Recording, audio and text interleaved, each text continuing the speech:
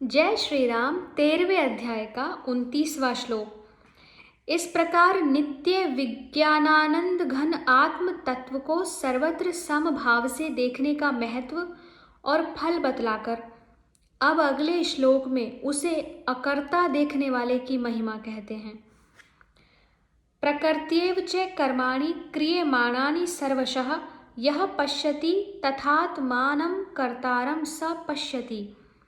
प्रकृत्येव च कर्माणि क्रियमाणानि सर्वशः यः पश्यति तथात्मानं कर्तारं स पश्यति। इसका अर्थ है कि और जो पुरुष संपूर्ण कर्मों को सब प्रकार से प्रकृति के द्वारा ही किए जाते हुए देखता है और आत्मा को अकर्ता देखता है, वही यथार्थ देखता है। अर्थात जो भी कर्म हो रहे हैं वो प्रकृति कर रही है, आत्मा अकर्ता है। यदि यह भाव है तो यह भाव भी यथार्थ भाव है। प्रश्न है कि तीसरे अध्याय के 27वें, 28वें और 14वें अध्याय के 19वें श्लोकों में समस्त कर्मों को गुणों द्वारा किए जाते हुए बतलाया गया है तथा 5वें अध्याय के 8वें, 9वें श्लोकों में सब इंद्रियों के विषयों में बरतना कहा गया है और यहाँ सब कर्मों को प्रकृति द्वारा किए जाते हुए देखने को कहा गया है। तो इस प्रकार 3 तरह के वर्णन का क्या अभिप्राय है? उत्तर है कि सत्व, रज और तम ये तीनों गुण प्रकृति के ही कार्य हैं तथा समस्त इंद्रियां और मन, बुद्धि आदि इंद्रियों के विषय ये सब भी गुणों के ही विस्तार हैं। अर्थात यदि आपका जो गुण है वो सत्व गुण आप में ज़्यादा है तो आपकी इंद्रियां शास्त्र पठन की ओर भागेंगी। यदि आपका जो गुण है वो रजोगुण ज़्यादा है तो आप कर्मयोगी होंगे। यदि तमस गुण ज़्यादा है तो आलस्य, प्रमाद और इसकी ओर ज़्यादा रुझान होगा। तो ये मन, बुद्धि और इंद्रियों के जो विषय हैं वो इन गुणों का ही विस्तार है कि किस गुण की आपकी प्रकृति है। एतएव इंद्रियों का इंद्रियों के विषयों में बरतना, गुणों का गुणों में बरतना और गुणों द्वारा समस्त कर्मों को किए जाते हुए भी बतलाना भी सब कर्मों को प्रकृति द्वारा ही किए जाते हुए बतलाना है। अर्थात जो कर्म हो रहे हैं वो गुण ही गुणों में बरत रहे हैं, जो आपका गुण है वो गुण ही विस्तार ले रहे हैं। इस प्रकार सब जगह वस्तुतः एक ही बात कही गई है, इसमें किसी प्रकार का भेद नहीं है। सभी जगहों के कथन का अभिप्राय आत्मा में कर्तापन का अभाव दिखलाना है। प्रश्न है कि आत्मा को अकर्ता देखना क्या है और जो ऐसा देखता है वही यथार्थ देखता है, इस कथन का क्या अभिप्राय है? उत्तर है कि आत्मा नित्य, शुद्ध, बुद्ध, मुक्त और सब प्रकार के विकारों से रहित है। प्रकृति से उसका कुछ भी संबंध नहीं है। एतएव वह न किसी भी कर्म का करता है और न कर्मों के फल का भोगता ही है। इस बात का अपरोक्ष भाव से अनुभव कर लेना आत्मा को अकर्ता समझना है तथा जो ऐसा देखता है वही यथार्थ देखता है। इस कथन से उसकी महिमा प्रकट की गई है। अभिप्राय यह है कि जो आत्मा को मन, बुद्धि और शरीर के संबंध से समस्त कर्मों का कर्ता भोक्ता समझते हैं, उनका देखना भ्रमयुक्त होने से गलत है। इस प्रकार आत्मा को अकर्ता अर्थात न करने वाला समझने की महिमा बतलाकर अब उसके एकत्व दर्शन का फल बतलाया गया है। श्लोक संख्या 30 में यदा भूत पृथक भाव मेकस्थ मनु पश्यति ततएव च विस्तारम ब्रह्म संपद्यते तदा। यदा भूत पृथक भाव मेकस्थ मनु पश्यति ततएव च विस्तारम ब्रह्म संपद्यते तदा। अर्थात जिस क्षण यह पुरुष भूतों के पृथक पृथक भाव को एक परमात्मा में ही स्थित तथा उस परमात्मा से ही संपूर्ण भूतों का विस्तार देखता है, उसी क्षण वह सच्चिदानंद घन ब्रह्म को प्राप्त हो जाता है। जिस क्षण यह पुरुष भूतों के पृथक पृथक भाव को भूत पृथक भावम एक परमात्मा में, एकस्थम एक ही परमात्मा में स्थित तथा उस परमात्मा से ही संपूर्ण भूतों का विस्तार देखता है, उसी क्षण वह सच्चिदानंद घन ब्रह्म को प्राप्त हो जाता है।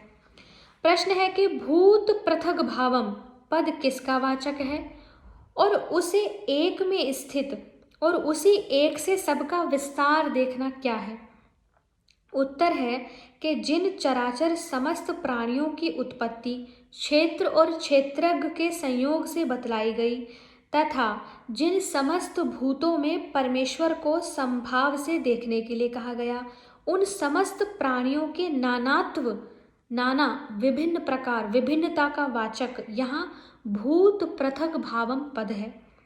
तथा जैसे स्वप्न से जगा हुआ मनुष्य स्वप्न काल में दिखलाई देने वाले समस्त प्राणियों के नानात्व को अपने आप में ही देखता है और यह भी समझता है कि उन सबका विस्तार मुझसे ही हुआ, वस्तुतः स्वप्न की सृष्टि में मुझसे भिन्न कुछ भी नहीं था, एक मैं ही अपने आप को अनेक रूप में देख रहा था।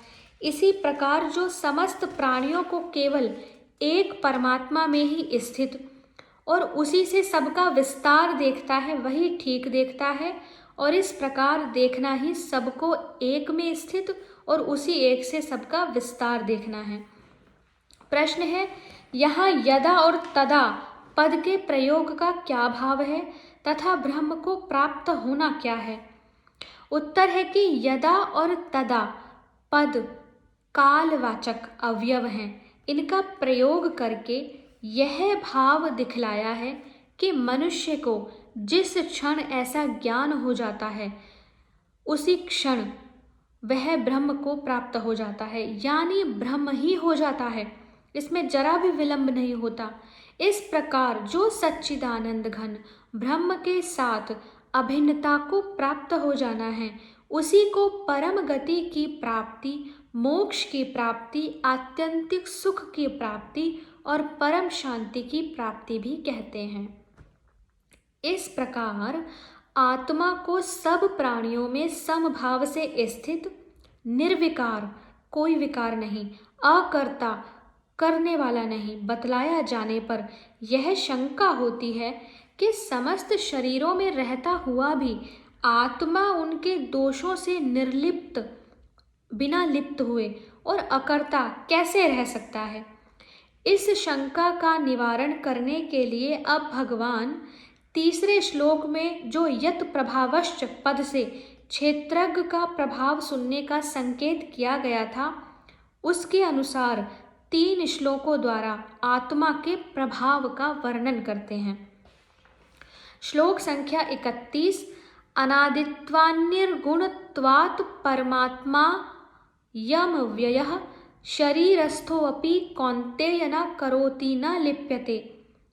अनादित्वात् निर्गुणत्वात् परमात्मा अयम अव्ययः शरीरस्थः अपि कौन्तेय न करोति न लिप्यते। हे अर्जुन, अनादि होने से और निर्गुण होने से यह अविनाशी परमात्मा शरीर में स्थित होने पर भी वास्तव में न तो कुछ करता है और न लिप्त ही होता है। अनादि अर्थात शाश्वत है, निर्गुण कोई गुण नहीं है, अविनाशी विनाश नहीं हो सकता। तो प्रश्न है अनादित्वात् और निर्गुणत्वात् दोनों पदों का क्या अर्थ है? इन दोनों का प्रयोग करके क्या भाव दिखलाया है?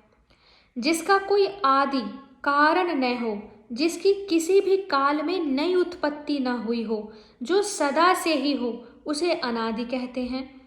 प्रकृति और उसके गुणों से जो सर्वथा अतीत हो, गुणों से और गुणों के कार्य से जिसका किसी काल में किसी भी अवस्था में वास्तविक संबंध न हो, उसे निर्गुण कहते हैं। अतएव यहाँ अनादित्वात् और निर्गुणत्वात् इन दोनों पदों का प्रयोग करके यह दिखलाया गया है कि जिसका प्रकरण चल रहा है वह आत्मा अनादि और निर्गुण है, इसलिए वह अकर्ता, निर्लिप्त, अवयव है, अव्यय है, अव्यय जिसका व्यय न हो, अविनाशी, जन्म मृत्यु आदि 6 विकारों से सर्वथा अतीत है। दूसरा प्रश्न है, यहाँ परमात्मा के साथ अयम विशेषण देने का क्या अभिप्राय है? इसका उत्तर है कि अयम पद जिसका प्रकरण पहले से चला आ रहा है उसका निर्देश करता है। अयम का शाब्दिक अर्थ है यह।